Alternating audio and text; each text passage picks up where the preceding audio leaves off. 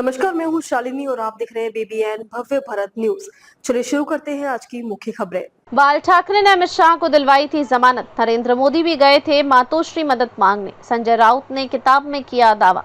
Shiv Sena UBT के सांसद संजय राउत ने शनिवार को एक किताब लॉन्च की। किताब का नाम है नरकातला स्वर्ग। इसका मतलब है नरक में स्वर्ग।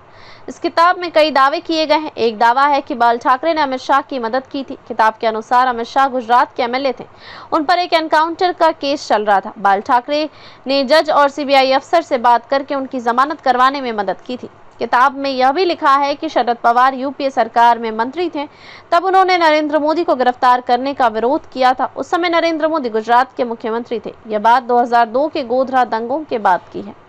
चंद्रशेखर बावनकुले ने की जांच की मांग। किताब लॉन्च के मौके पर कई बड़े नेता मौजूद थे। यूबीटी शिवसेना के प्रमुख उद्धव ठाकरे, एनसीपी के प्रमुख शरद पवार और गीतकार जावेद अख्तर भी वहां थे। महाराष्ट्र बीजेपी के प्रमुख चंद्रशेखर बावनकुले ने नागपुर में इस बारे में बात की। उन्होंने कहा, मैंने किताब नहीं पढ़ी है, लेकिन मुझे कुछ अंश भेजे गए थे। संजय राउत ने न्यायिक प्रक्रिया के बारे में कुछ विवादास्पद बातें कही हैं।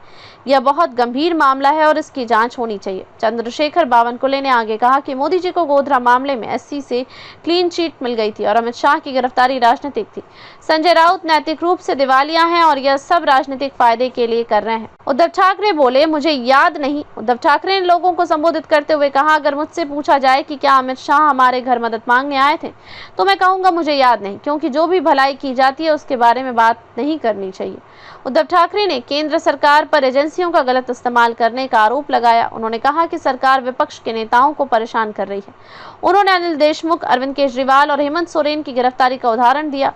ठाकरे ने कहा कि राज्यों को PMLA prevention of money laundering act के तहत मामलों की जांच करने का अधिकार मिलना चाहिए। इससे राज्य सरकार भी केंद्र सरकार के खिलाफ कार्रवाई कर सकेगी। पीएमएलए एक कानून है जो काले धन को सफेद करने से रोकता है। उप मुख्यमंत्री एकनाथ शिंदे ने संजय राउत के दावों पर पलटवार किया। उन्होंने कहा कि संजय राउत को नरेंद्र मोदी और अमित शाह के बारे में बात करने का कोई अधिकार नहीं है, क्योंकि वे दोनों अपनी हिंदुत्व विचारधारा पर कायम हैं। एकनाथ शिंदे ने कहा कि राउत पहले उनकी पार्टी में थे, लेकिन अब वे गलत बातें कर रहे हैं।